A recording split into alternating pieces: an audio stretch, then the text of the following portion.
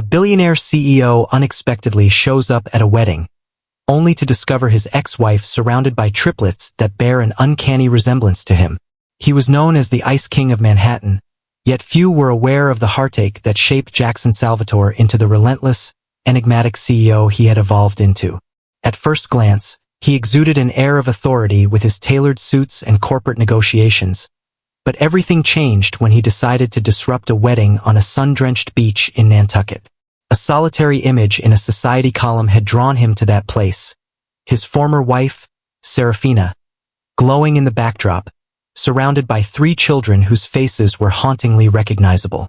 Driven by a quest for understanding, he prepared himself for a day filled with uncertainty, questioning if those playful grins and tempestuous gray eyes mirrored his own Jackson.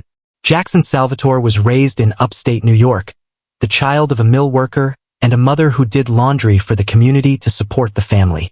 From a young age, he observed how financial constraints could transform everyday existence into a challenge. Resolved to never experience helplessness again, he channeled all his efforts into ascending the ranks of achievement. At the age of 30, he achieved the remarkable distinction of being the youngest CEO in the history of Wilmington and Company. By the age of 35, he had obtained it and transformed it into Salvatore Industries. They referred to him as the Ice King of Manhattan, yet they remained oblivious to the forces that molded his character. Beneath the polished exteriors and unyielding drive lay a relationship in shambles. Serafina Lopez, formerly known as Serafina Lopez Salvatore, was the singular individual who had genuinely reached into the depths of Jackson's protective heart. She dedicated her life to the preservation of art, journeying across Europe to meticulously restore delicate paintings and time-worn tapestries. From the very beginning, Jackson was enchanted by her warmth, compassion, and unwavering commitment to safeguarding history. Upon their union, many believed they were an unexpected yet ideal pair, the calculating entrepreneur and the whimsical creator. However, the demands of the corporate world exceeded Jackson's expectations for how much time it would require. Endless meetings, unexpected flights, and fierce negotiations kept him from Serafina day after day. She sought a companion who would actively engage in her life, rather than merely existing as a name on a financial statement. Emotions ran high, leading to heated exchanges that concluded with the sound of doors being forcefully shut and the presence of tears. Serafina took on a significant art restoration project in Paris, believing that distance could mend their scars or reignite the reasons behind their love. The distance merely amplified their problems. Their separation unfolded with a hushed finality, each bearing their own scars, unable to bridge the chasm between them. Serafina disappeared from New York's social scene, leaving no trace behind. Jackson remained tight-lipped about her, not even to his dearest friend Henry Brunswick or any curious colleagues. He seemed to think that by turning a blind eye to the past, he could make it vanish completely. On a brisk morning, Jackson found himself surprised by an email from Dr. Vanessa Caldwell, an arts patron he occasionally aided financially. A photograph captured at a wedding in Nantucket was included. At the border of the scene, Serafina appeared, clad in a light, breezy dress, accompanied by 3 children who bore an uncanny resemblance to Jackson, sharing his dark hair and those tempestuous gray eyes. They seemed to be just 3 or 4 years old, laughing joyfully around her, radiating clear affection. In disbelief, Jackson sensed the earth tremble beneath his feet. Could these children truly be his? He gazed at their smiles, reflecting on the echoes of his childhood memories. Intrigue and dread clashed within his thoughts. Had Serafina concealed them from him, it would signify the deepest treachery, yet perhaps the narrative held greater complexity. With unwavering resolve, Jackson secured a flight to Nantucket, intent on uncovering the truth. Upon arriving in Nantucket, he skillfully utilized his vast network to obtain an invitation to the wedding where the photograph had been captured. The wedding of Amandine Barrows unfolded, a young philanthropist immersed in the art world, who had enlisted Serafina as her conservator. Jackson showed up pretending to back Amandine's charitable cause. A connection, the event planner Charles Michel, subtly handed him a pass to the ceremony. That afternoon, positioned towards the rear of a flower-adorned aisle, Jackson's eyes were fixed on Serafina. She stood next to three spirited children, each clutching a basket filled with petals.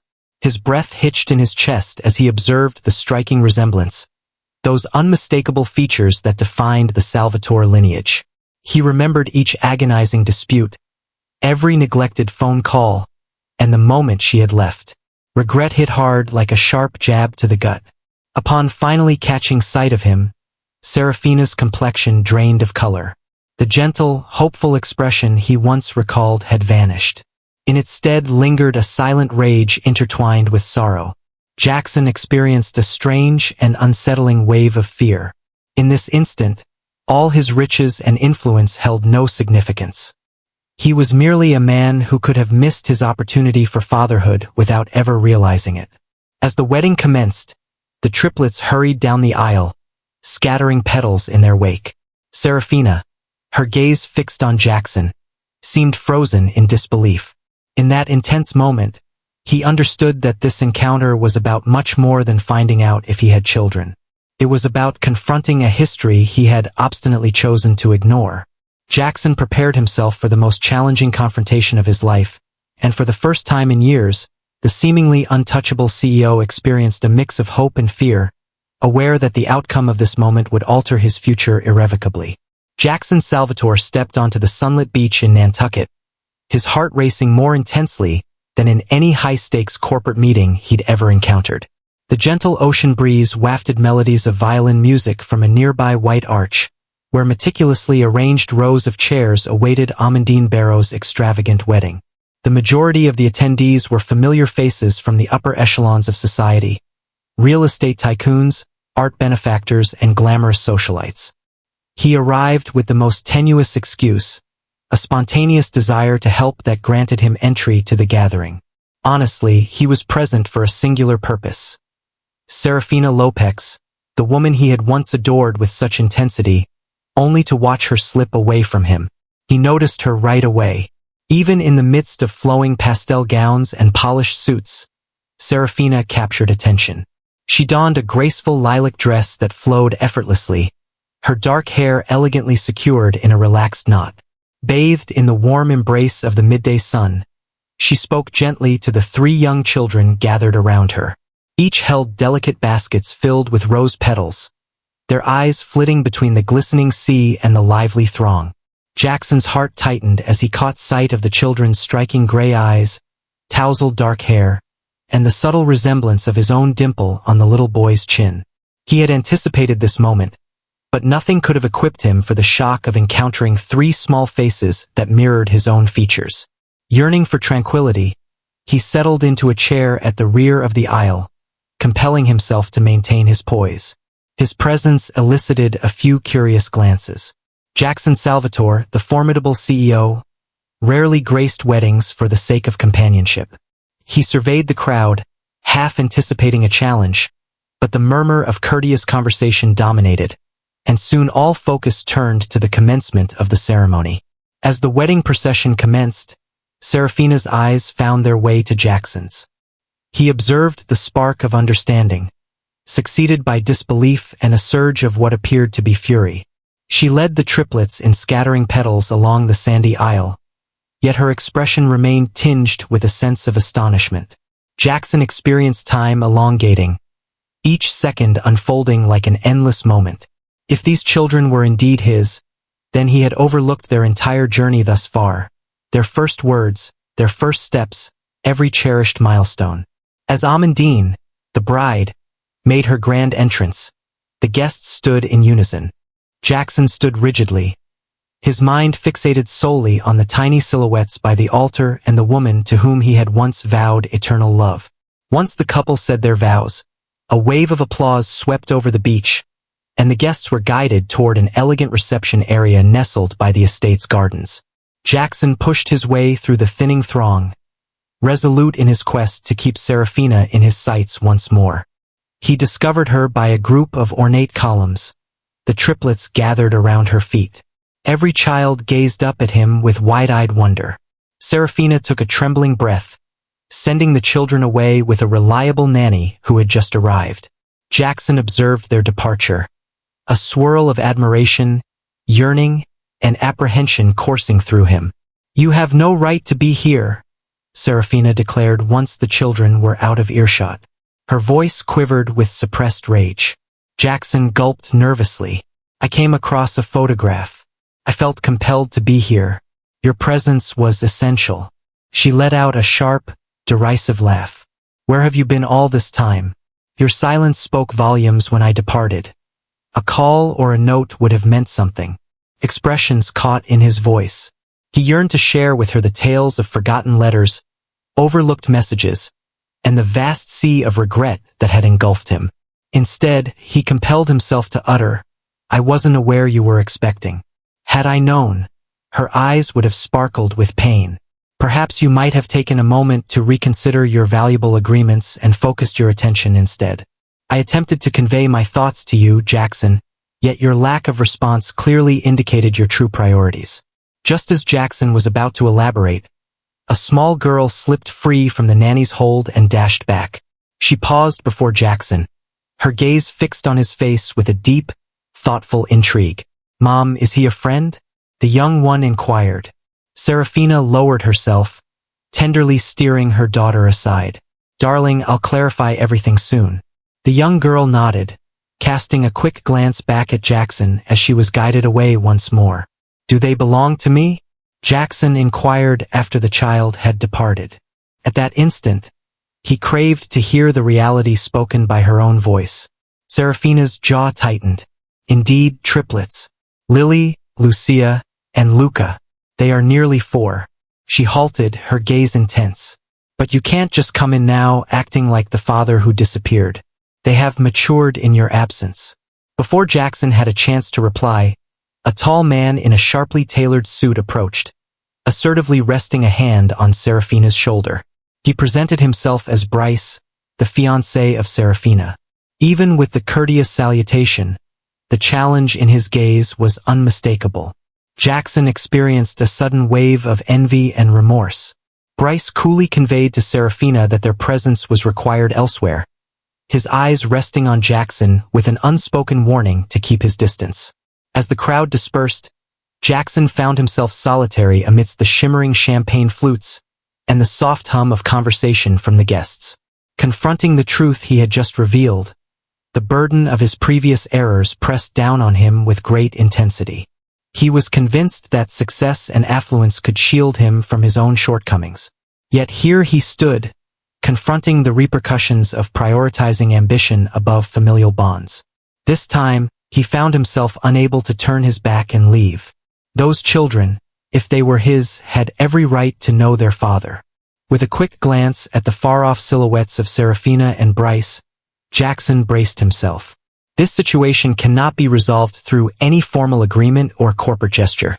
He would need to battle for the opportunity to be part of his children's lives and regain the trust of the woman whose heart he had once shattered.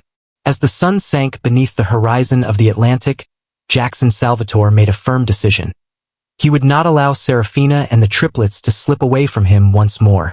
This wedding signified the intersection of two realms he had previously believed to be distinct: the formidable empire he had constructed and the broken family he had abandoned. The ultimate inquiry lingered. To what lengths would he venture to set things straight? Following the harrowing confrontation with Serafina, Jackson quietly made his way to the estate's expansive gardens. Winding paths of crushed seashells meandered through vibrant hydrangeas, blooming roses, and ivy-clad trellises. He craved the fresh air to contemplate, to digest the overwhelming surge of insight that had just engulfed him. He discovered a hidden bench under the graceful branches of a willow tree and settled onto it, his head resting in his hands. For the first time in years, he experienced a profound sense of powerlessness. Negotiating billion-dollar contracts felt straightforward in comparison to this challenge. The pain he had caused, the children who remained strangers to him, and Serafina's new fiancé, who had seemingly taken on the fatherly role he had forsaken. He recalled the moment he first encountered Serafina.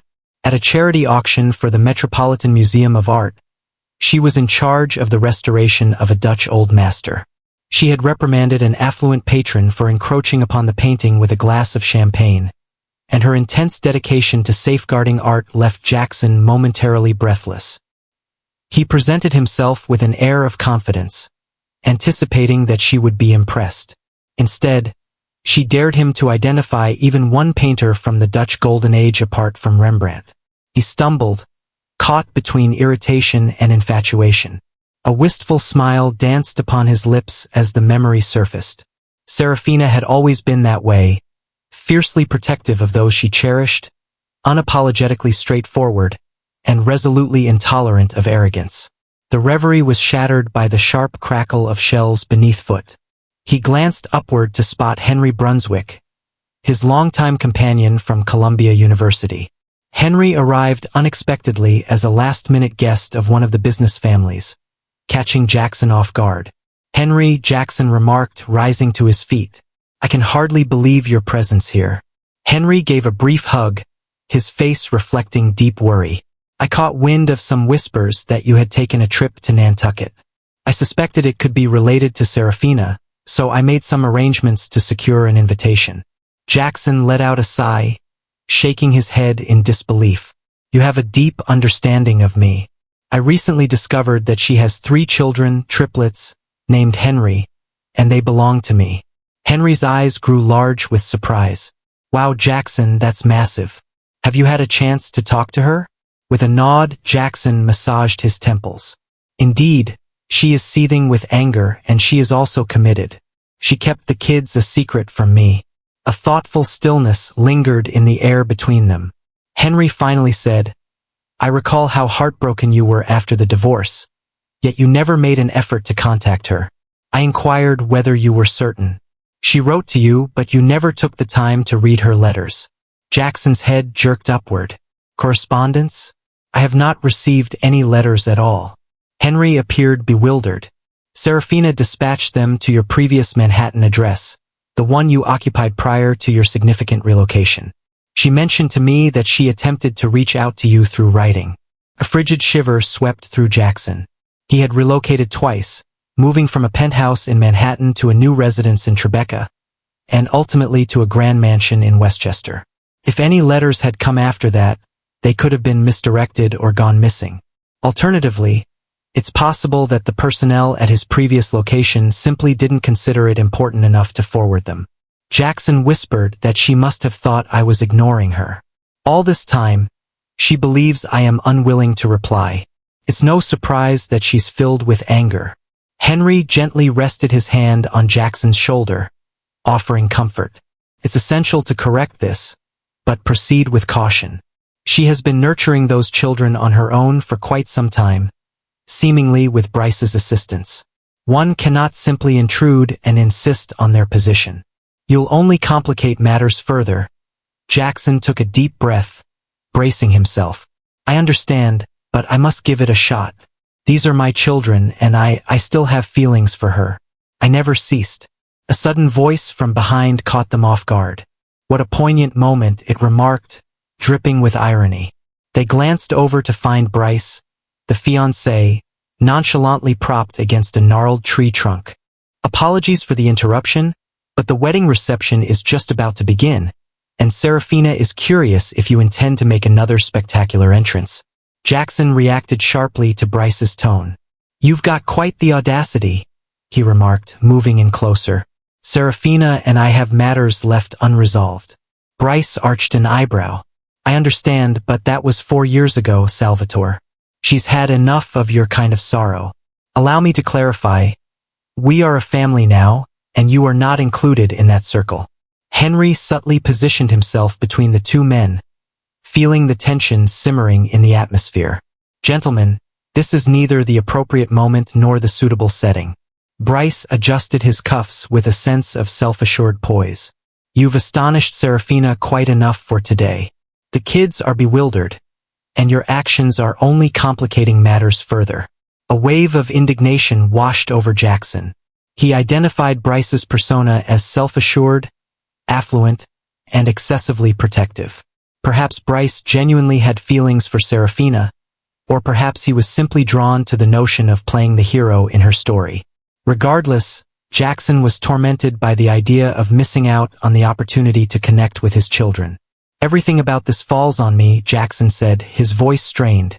I plan to follow it to the end. Bryce shot back with a chilling smirk, readying himself for a confrontation. With that, he pivoted and strode off, the atmosphere thick with unspoken tension. Henry cast a quick look at Jackson, concern visible on his features. Are you certain about this? This will be a challenge. Jackson tightened his jaw. I feel that, at this moment, I must strive to be more than merely a CEO pursuing success. I aspire to embrace fatherhood. I must make an effort to mend what remains with Serafina, even if it's solely about co-parenting. Henry acknowledged with a grave nod. Then let us proceed with precision. There are no intense moments. Avoid any disputes in the presence of the children. Have a private conversation with Serafina. I sincerely apologize. Elucidate. Jackson nodded, appreciating Henry's calm and thoughtful guidance as he considered the possibility of gaining entry. Before they made their way back to the reception, Henry cautioned him that he had caught wind of some guests whispering about a supposed business merger linking Bryce's family with a rival of Salvatore Industries, a rival known as Harrington and Fraser. If that were the case, Bryce's animosity toward Jackson could stem from something more profound than mere personal envy. Could also be a matter of commerce. The revelation ignited a new surge of unease. Is it possible that Bryce is colluding with the very company Jackson was preparing to confront in a high-stakes takeover? Their conflict, if that were the case, reached far beyond Serafina and the children. At the estate, the wedding reception was in full swing. A lavish spread adorned one side of a spacious marquee tent, while a sophisticated dance floor graced the center. The newlyweds swayed gracefully for their first dance beneath the sparkling chandeliers. Attendees exchanged warm wishes, celebrating the newlyweds amidst the clinking of champagne glasses. Jackson lingered on the outskirts, cradling a drink that barely touched his lips. He caught sight of Serafina from across the room, her laughter a gentle response to something the bride's mother had remarked. Her eyes held a hint of melancholy, echoing the words exchanged in their recent dialogue. The children were accompanied by a lively nanny, a woman full of joy who led them through the delightful array of desserts. At a certain moment, Lily wandered off from the nanny, making her way directly to Jackson. His heart ceased to beat. He stood frozen as she drew near, her large gray eyes brimming with unfiltered intrigue. "Hello," she said, tilting her head. "You're the man from the pictures in Mama's box." Jackson knelt, a pang of sorrow gripping his heart. "Images?" Lily nodded. "Mama has a box filled with letters and photos. We're not against touching it, but there are times when I just look at it.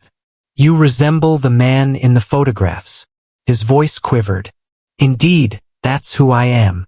My name is Jackson. We were once familiar," she said, blinking. "Are you a prince?" Even in the seriousness of the situation, a faint smile tugged at his lips. "No, not exactly." She appeared to be let down. "But your clothes look fancy," he chuckled gently. It was the initial instance of true warmth he had experienced in months. "Well, just because you're not a prince doesn't mean you can't dress up nice." Lily regarded him with a thoughtful gaze, then inquired, "Will you be at our house later?"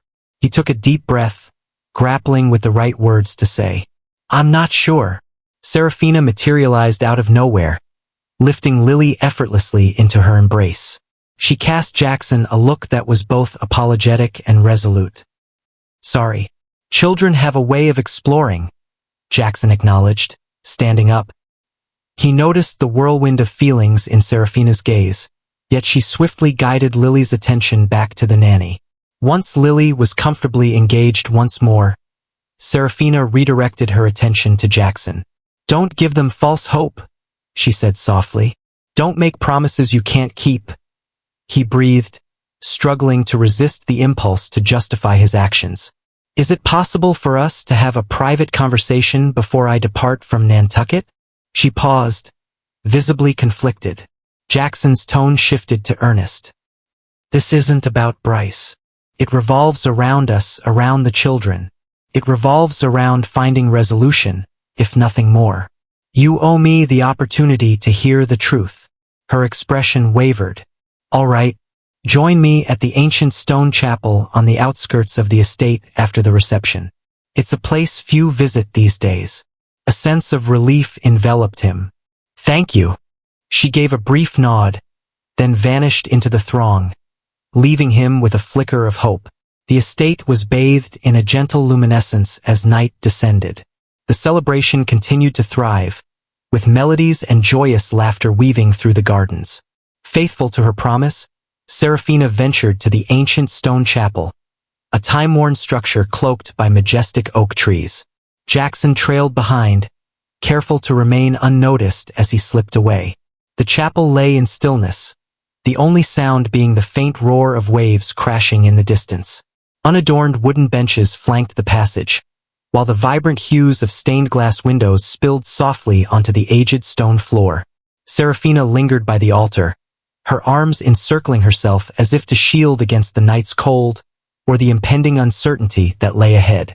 Jackson softly shut the chapel door, suppressing the lump in his throat. A solitary lantern cast a faint glow, etching their silhouettes upon the time-worn walls. He moved closer, deliberately mindful to maintain an appropriate space. "Thank you for agreeing to meet," he began, and she turned, her eyes shimmering with unshed tears. "I'm not sure what benefit this will bring, but it's essential we address it openly," he said, nodding as he took a deep breath. "Serafina, I promise I was completely unaware of the triplets. It wasn't until I laid eyes on that photo that it all became clear." Her jaw tightened. "And yet, had you taken the time to inquire about my well-being, had you perused the letters I dispatched, maybe the outcome would have changed." He elaborated on the addresses, the tumult of relocating, and how he had never laid eyes on her correspondence. He noticed her shoulders droop slightly, as if a fragment of her frustration had dissipated. "I'm not claiming it excuses my absence," he clarified. "I want you to understand that I didn't mean to overlook you." She turned her gaze, her lip caught between her teeth. "I believed you had turned your back on me, on us. I was pregnant, isolated in a strange land when I discovered the truth, and you were absent." The vivid memory tormented Jackson. "I apologize for the first," he murmured. "I understand that the past is unchangeable, but I long to be involved in their lives moving forward." She released a shaky breath, tears gathering in her eyes. "How, Jackson? I've crafted a life here, one that Bryce has significantly influenced. The children regard him as a paternal presence. If you burst in like that, you'll throw everything into chaos. They are merely 4 years of age. They won't grasp the reasons for your absence all this while." He moved in closer, softly placing a hand on her arm. "We can take our time to clarify things. My intention isn't to take anything from them or undermine you. I simply wish to understand them, and I want to offer my assistance in any way possible." She gazed at his hand for a moment, then let it remain there, not withdrawing. A tumult of emotions surged within her. Past love, profound pain, instinctive protectiveness, and maybe a hint of enduring fondness. "I never ceased to love you," she eventually murmured, her voice trembling. "But you distanced yourself with your ambitions, your transactions, your barriers. I tried to show you that I didn't want your wealth or influence. I wanted you." Tears welled up in Jackson's eyes. He was not a man prone to tears, yet the anguish in her voice broke him apart. "I know. I understand that now. I was a fool," Serafina said, a solitary tear gliding down her cheek. "I needed to move forward, for my well-being and for the children. Bryce showed kindness. He stood by me when others turned away. Yet I must be truthful. My feelings for him aren't the same as what I felt for you. He understands that, yet he has remained patient." Jackson took a deep breath. "Are you still intending to marry him?" She appeared conflicted. "I'm not sure. He treats me well, cares for the kids. He's reliable, consistent. But now that you're here, everything feels so complicated." Jackson paused, the next words struggling to escape the tightness in his throat. "If you don't mind, I'd really like to get to know our children. Regardless of whether you choose to marry Bryce, I wish to remain involved in their lives." A heavy silence enveloped the room as she pondered her desire to reclaim what had slipped away. At last, she gave a nod, tears flowing without restraint. Understood. We must proceed with caution. If you cause them any harm, even by accident, I won't be able to forgive you. He nodded, his heart racing with a mix of relief and trepidation. I understand. They lingered in silence, the heaviness of mutual sorrow and fragile optimism suspended in the air around them. He took the bold step of softly wiping a tear from her cheek, and she allowed it, her eyes fluttering shut at the touch. Time appeared to freeze, as though the ancient chapel walls were pausing, anticipating whether they could restore what had been shattered. In an unexpected moment, the chapel door let out a haunting creak as it swung open. Bryce stepped inside, his expression unyielding and resolute. "What is happening here?" he inquired, his voice resonating through the sacred space. Serafina distanced herself from Jackson. "Bryce, please. We were simply having a conversation." Bryce's gaze darted to Jackson's hand resting on her arm, then returned to her. "Do you honestly believe you can seamlessly resume from where you paused, Salvatore? Serafina and the children are my family now. I don't want you to mix them up." Jackson squared his shoulders, fighting to keep his composure. "I aim to provide clarity for all. I just want to be there for my kids," Bryce scoffed. "You really believe you can just throw money at the problem and waltz back into this family? Text, you may hold a powerful position, but wealth isn't a cure-all." Before Jackson could respond, Serafina interjected, positioning herself between them. "Cease this at once, the two of you. I'm exhausted by the way men bicker over me and the kids, treating us like prizes." She shot a piercing look at Bryce. "You were aware that I never truly moved on from Jackson, yet you pushed me to let him go. At last he has arrived.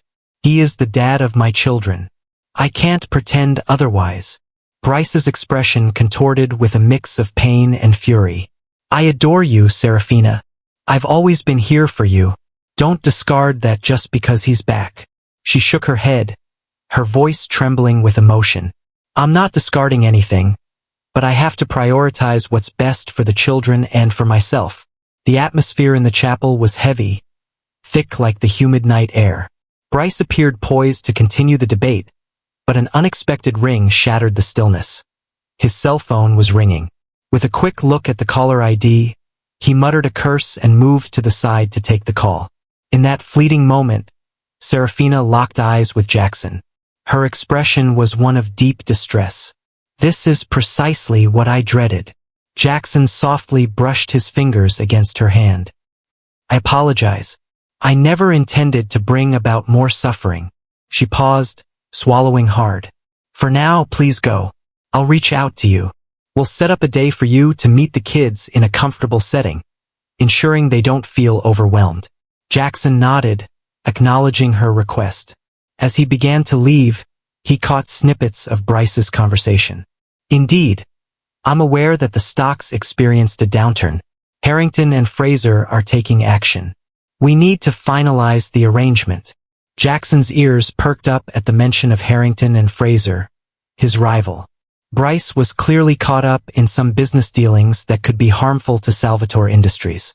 The clash of personal feelings intertwined with professional pressures in a manner that left Jackson feeling uneasy. Yet he departed in silence, casting Serafina one final, yearning look. As he ventured into the cool night, a mix of hope and dread churned within him. Hope blossomed, as Serafina had consented to allow him to see the children. A sense of foreboding settled in, as Bryce appeared resolute in his intent to obstruct him. It seemed that his competitor in the business realm was also allied with Bryce. Henry lingered outside the chapel, his demeanor taut with anticipation. "How did it turn out?" he inquired softly as Jackson drew near. Jackson exhaled unsteadily. "We've begun our conversation. It's a bit intricate, yet there's a possibility I might get to see the kids." Henry nodded.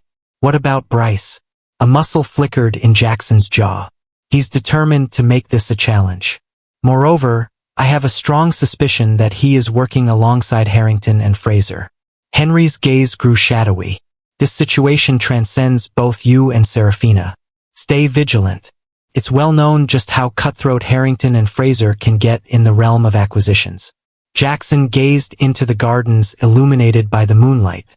I refuse to allow anyone to obstruct my journey to becoming a father. I will absolutely not allow them to dismantle Salvatore Industries. It's time to return. I will be departing tomorrow. However, I wish to be ready for whatever lies ahead. As they strolled away from the chapel, the echoes of wedding music floated gently on the breeze. Amidst the romance and celebration, a storm was gathering, poised to disrupt not only Jackson's reunion with his ex-wife and triplets, but also the very fabric of their lives. A week had gone by since the wedding debacle, and Jackson found himself once again within the sleek confines of Salvatore Industries' Manhattan headquarters, a structure of glass and steel. From the vantage point of the top-floor executive suite, he gazed down at the vibrant city below, a wave of unexpected anxiety creeping in. He had anticipated a call from Serafina soon regarding some arrangement to meet the children, yet days passed in quietude. In the meantime, whispers of Harrington and Fraser's potential merger with Bryce's firm, Archway Holdings, started to create a stir in financial circles. Stocks fluctuated, whispers circulated, and the press reveled in conjecturing about the competition between Jackson and the emerging coalition led by his rival. As the sun dipped below the horizon, Jackson gathered his things, ready to depart from his office, when suddenly, his phone vibrated with a message. He grabbed it eagerly, wishing it was Serafina. Instead, it was Charles Michel, the discreet event planner from Nantucket, recognized for his secretive connections. "Jackson, I've got some news you might find interesting," Charles said quietly. "Rumor has it that Bryce is urging Serafina to relocate with him to London for a time. An extended business trip or relocation is on the horizon. He insists it's just a phase, yet people are suggesting he's keen on separating her from you." Jackson felt his heart pounding in his chest. "That is simply not possible. I deserve the opportunity to be with my children," Charles murmured. "I figured you'd say that. I'll stay attentive. I'm fond of Serafina. She possesses a tender spirit. This Bryce character has always had a disdain for him. It's a bit too polished for my liking." Jackson expressed his gratitude and ended the call, a wave of resolve coursing through him. He snatched his suit jacket and confidently made his way to the private elevator, thoughts racing ahead to the next moves he needed to make. He had to find Serafina quickly, before Bryce took her and the children far away.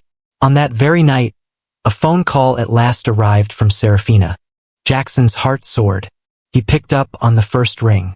"Is that you, Jackson?" She spoke, her voice quivering. "I apologize for not reaching out sooner. Things have unfolded. Intricate." He let out a breath of relief. "I comprehend. Could you please let me know if you're doing okay? Are the children doing okay?" She paused, uncertainty flickering in her eyes. "We're doing well, but Bryce is urging me to head to London. He has business there, and he believes it will be a new beginning for everyone involved." Jackson stifled a wave of anxiety. "Are you truly considering leaving?" A moment of stillness. "I'm uncertain. I find myself in a state of conflict. A part of me wonders if perhaps I ought to. Still, I cannot overlook the reality that you are the father of my children. And I observe the way their faces brightened upon encountering you, even if the depths of their understanding remain elusive. They have a sense of wonder, Jackson." In that moment, he resolved to take action. "I would like to meet with all of you before making any significant decisions.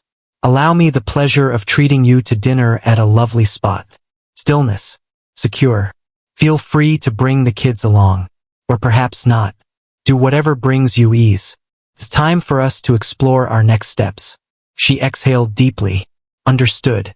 I'll come, just me, though. The children are still quite young, and I prefer to keep them away from the complexities of adult disputes." He nodded, a wave of relief sweeping through him. A small, secluded Italian restaurant in Midtown was chosen as the meeting place, removed from the prying eyes of the media and the chatter of those obsessed with wealth. As night fell, Jackson made his entrance ahead of time. Tension high. He selected a cozy corner table that exuded a warm, intimate atmosphere. Softly glowing votive candles adorned the tablecloth, while a subtle violinist serenaded the atmosphere. Serafina stepped in, clad in an unadorned black dress, her hair gathered loosely in a chignon.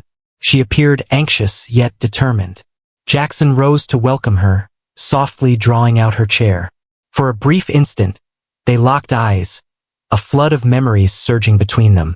"Thank you for taking the time to meet with me," he murmured gently as they settled into their seats. She clasped her hands on the table, a delicate serenity reflected in her eyes. "I thought it was essential for us to have a conversation without Bryce looming over us." Jackson gestured to the waiter, requesting a bottle of wine. Once they both had a glass, Serafina collected her thoughts. Bryce presented a decisive choice. "It's either I pull away from you to seize this London chance, or let's just say he's not happy with my hesitation." Jackson examined her features intently. "What are your thoughts on that?" She gazed contemplatively into her glass. "I appreciate his support, yet I cannot overlook what has transpired. You are the parent of my children, and they have a right to know you. I wish for them to become acquainted with you." She raised her gaze. "However, I have some concerns, Jackson. I'm worried that you might find it tedious or too much to handle. Worried that you might disappear once more, whether by choice or circumstance." He extended his arm across the table, softly placing his hand over hers. "Though I cannot erase my past errors, I promise my commitment remains steadfast. I have gained new insight. I will not waste any more time with you or them." She fought back the tears that threatened to spill. "People are discussing you, just so you're aware. Lily, particularly following the wedding. She remarked that you resembled a prince." Jackson flashed a lopsided grin. "She inquired whether I belonged to that category. I informed her that I was not." A fleeting laugh passed between them, a momentary reconnection that felt surprisingly effortless, as though the years of separation had vanished in an instant. Then Serafina let out a deep sigh.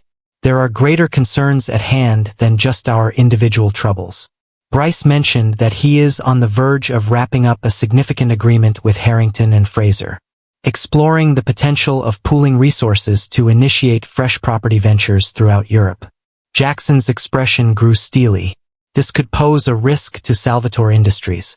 Harrington and Fraser stand as my foremost rival in the realm of property development." She gave a slight nod. "Bryce is conscious. He aims to undermine you or, at the very least, distract you so that you cannot interfere in our private matters. I expressed that I didn't want your business issues to impact the children." He merely smirked, dismissing it as nothing personal, just a matter of good business. Jackson's blood boiled with fury. He is manipulating the situation with you and the children, regardless of his words. Her eyes clouded with sorrow. "Indeed, it's frustrating. Yet here I am, unable to escape. For quite some time, I've depended on Bryce for financial support.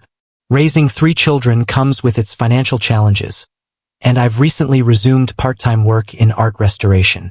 Jackson stood tall, resolve evident in his voice.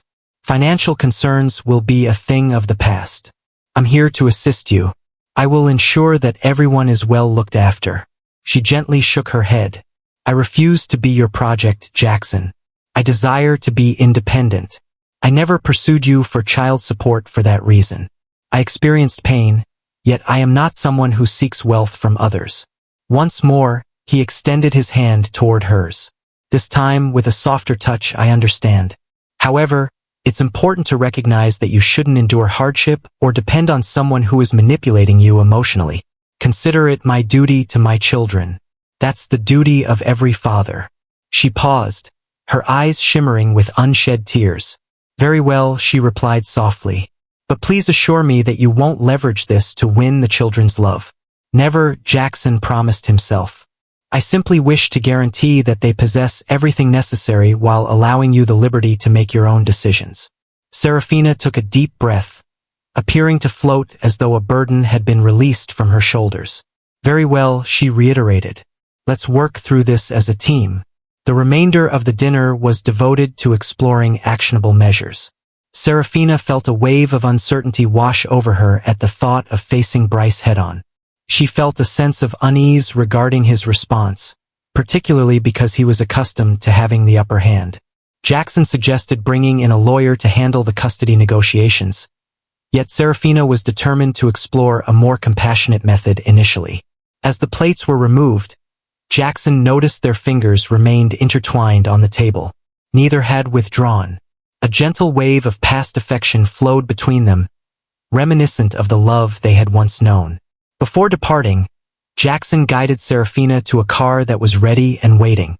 Perched on the edge of the sidewalk, the urban glow twinkled all around them. He softened his tone, a whisper of fragility seeping through. My feelings for you, Serafina, remain unchanged. I understand it might be premature, but perhaps in the future we can rediscover our connection. She bit her lip, tears on the verge of spilling. I cherished you deeply, more than words can express. I'm uncertain about how to approach that at the moment, but let's prioritize the children for now. If we can establish trust in that space, the possibilities for the future are endless. He nodded, brimming with a tentative optimism. With tenderness, he bent down and pressed a gentle kiss on her forehead, a silent expression of remorse and love. With her eyes shut, she surrendered to the moment before entering the car. As she drove away, Jackson lingered in the vibrant neon glow of Manhattan, his heart swelling with a tumult of emotions. A confrontation awaited him, one that would challenge both his family and his enterprise. For the first time in years, he experienced a profound sense of purpose that went beyond mere profits and success.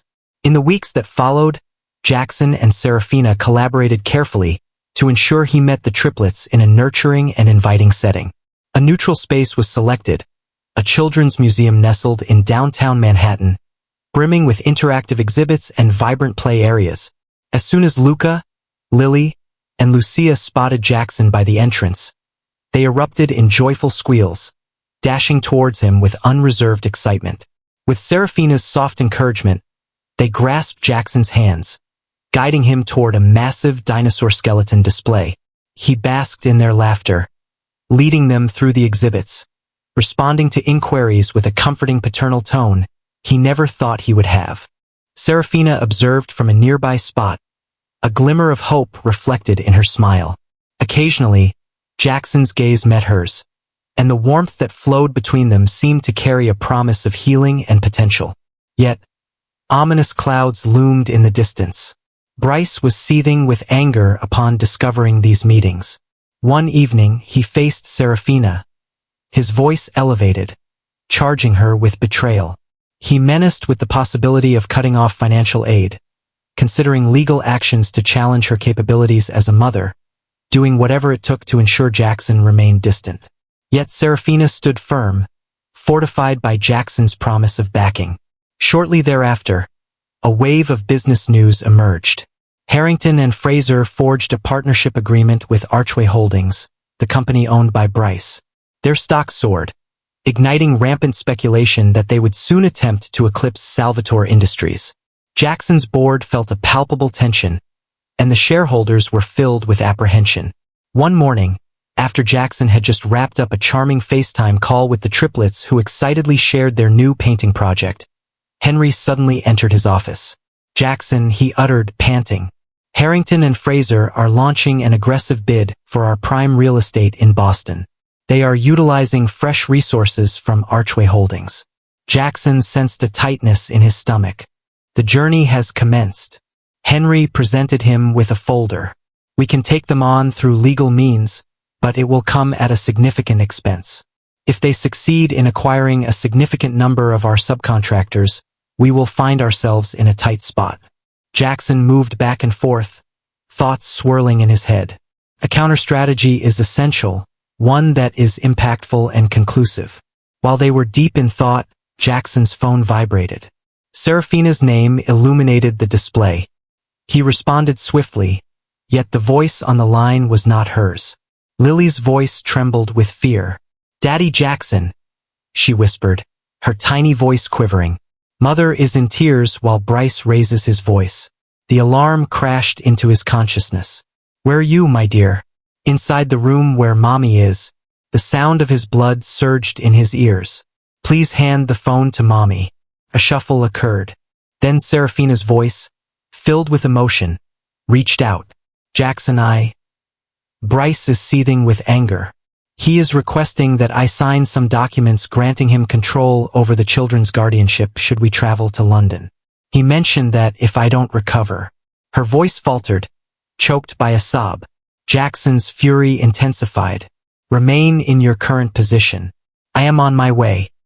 He ended the call, dismissing Henry's surprised outcry, and marched out of the office, adrenaline surging through him.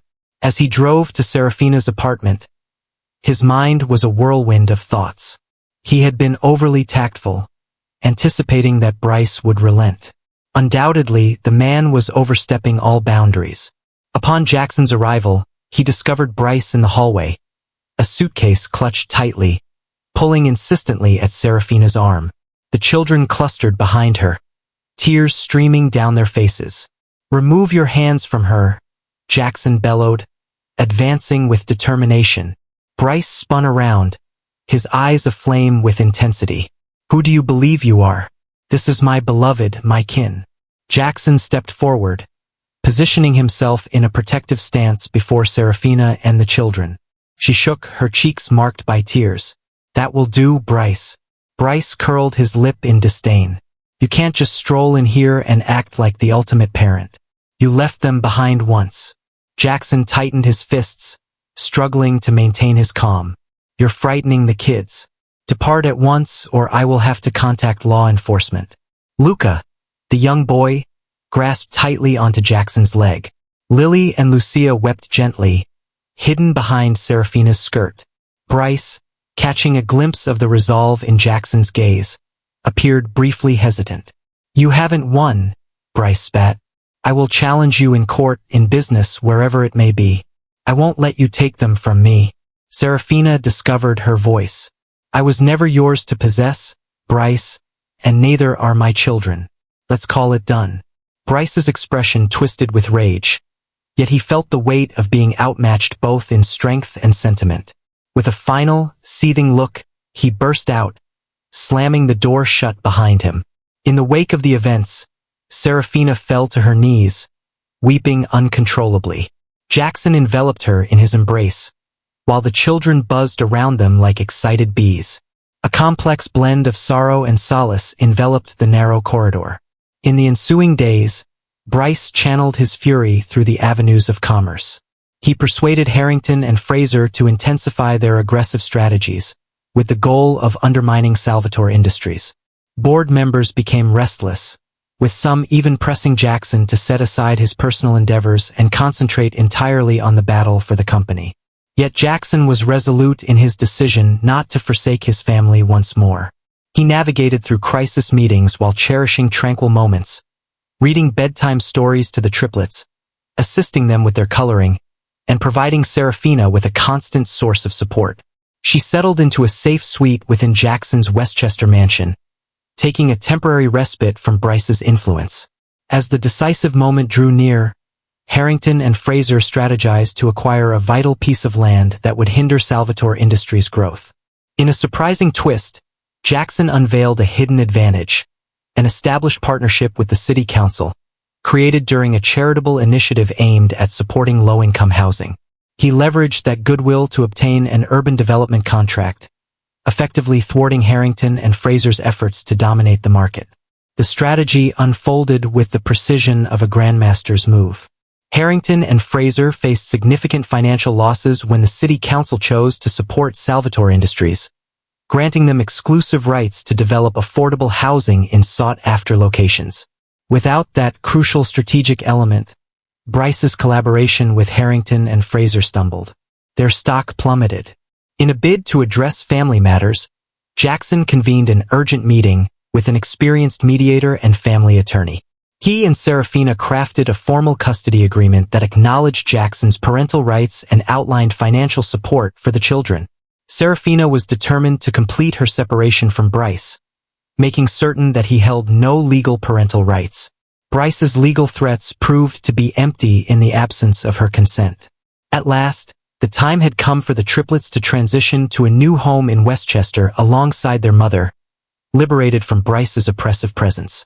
Nevertheless, uncertainties regarding the future of Serafina and Jackson as a couple remained. On a brisk autumn afternoon, after the boxes had been unpacked in Jackson's inviting mansion, once a cold, sterile space that now echoed with the joyful sounds of children, Jackson and Serafina ventured out onto a balcony that offered a view of the expansive gardens below. The children frolicked in the backyard, darting after one another with gleeful abandon. Serafina crossed her arms, her eyes fixed on the distant horizon. We have found safety, yet the journey of healing still lies ahead. Jackson gave a slight nod, releasing a breath. I understand, and I'm prepared to put in the effort to restore trust. She glanced at him, her eyes probing his expression.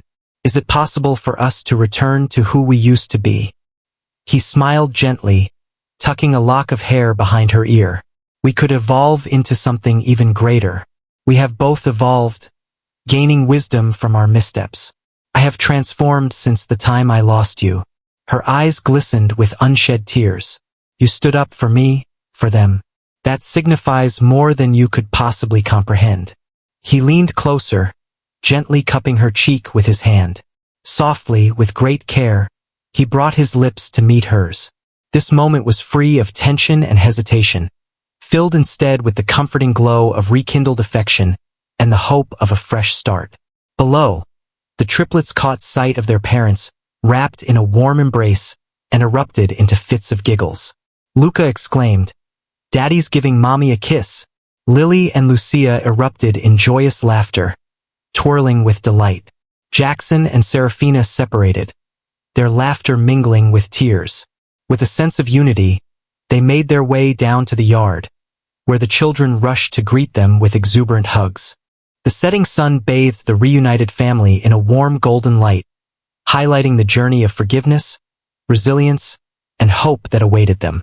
After enduring years of heartbreak and concealed realities, Jackson Salvatore embraced not only his legacy, but also the family he had yet to discover. Confronting merciless competitors and the shadows of his history, he realized that genuine richness is defined not by financial gain or authority, but by affection, loyalty, and the steadfast connections of family. Serafina, once isolated and quietly enduring her pain, discovered a newfound sense of safety and companionship in the man who had previously allowed her to drift away. United, they embarked on a new beginning, creating a bond more resilient than the challenges that aimed to divide them. If you found yourself captivated by the unfolding drama and the enticing allure of second chances, share it with others. We invite you to like, share, and subscribe to help us bring you more touching narratives like this one. Embark with us on a path where each twist and turn unveils hope, fosters reconciliation, and showcases the timeless strength of love.